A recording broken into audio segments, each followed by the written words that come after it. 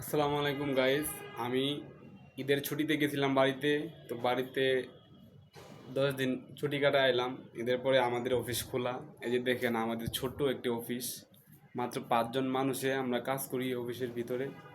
তো দেখুন, এই যে এটা হলো আমাদের এমবস মেশিন, আর এটা হলো আমাদের টেবিল, যে টেবিলে আমরা কাজ করি।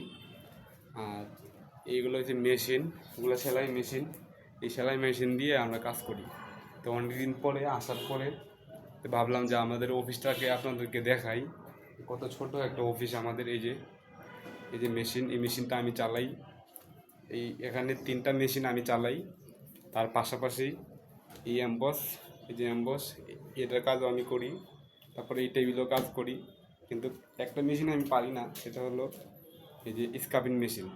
স্ক্রাবিং মেশিনটা আমি পারি না। তো আমাদের এই যে ছোট একটি অফিস, এখানে আমাদের সুতাগুলো আছে। এই যে সুতা, আমরা খাবারও এখানে খাই।